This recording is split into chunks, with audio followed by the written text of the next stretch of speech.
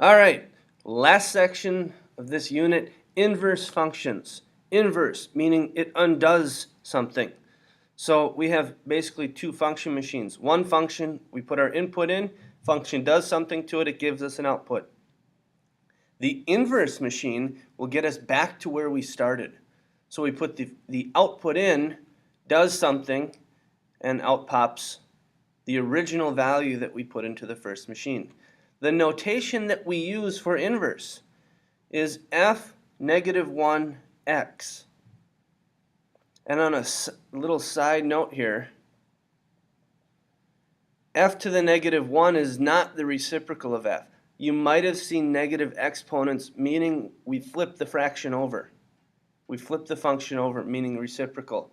Because the negative 1 is in between the f and the x, it's not a regular exponent. It's denoting inverse. An inverse function has to be a function. So it has to satisfy the vertical line test.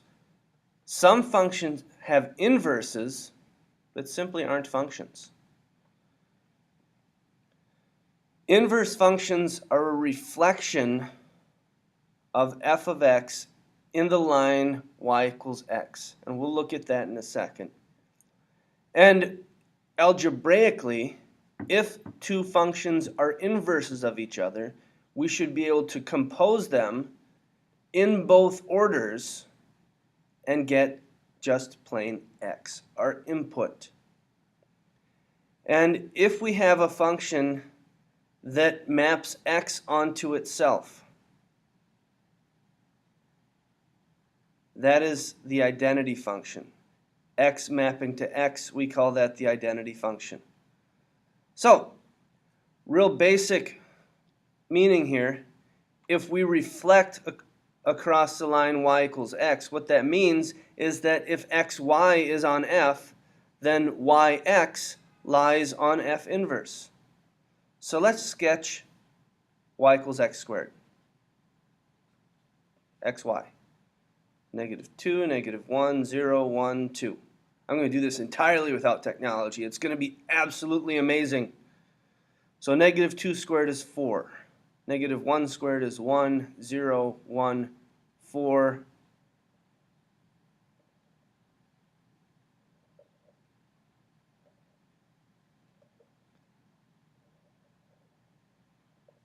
Look at that. I graphed without my calculator. I'm amazing. Now, that's function f. Function f inverse, the inverse of f, all I have to do is switch the ordered pairs. So for the inverse, I'll look at what's under there in a second.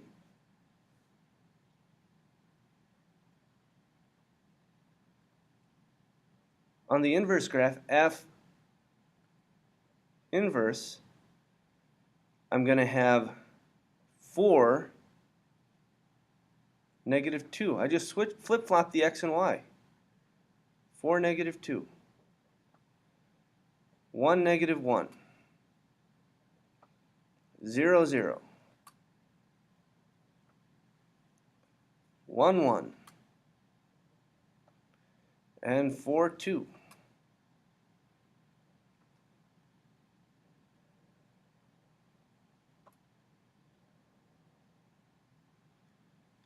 So this green graph is the inverse of the pink graph.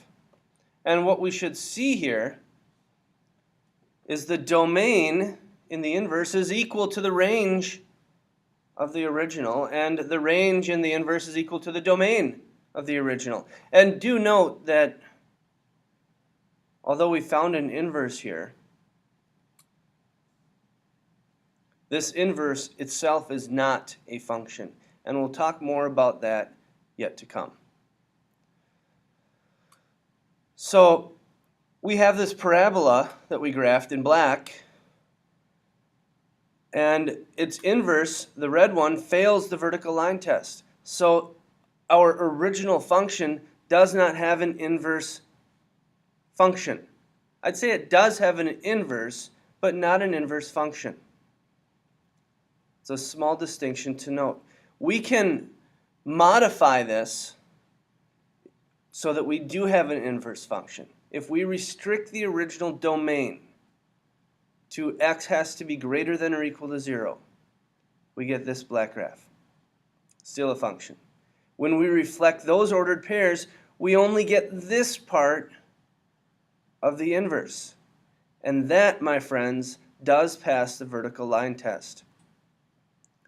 So this black function does have an inverse function. We're not going to worry too much about this. It's a little bit advanced, but just know that that can be done. In the next section of these videos, we're going to look at examples on how to deal with this.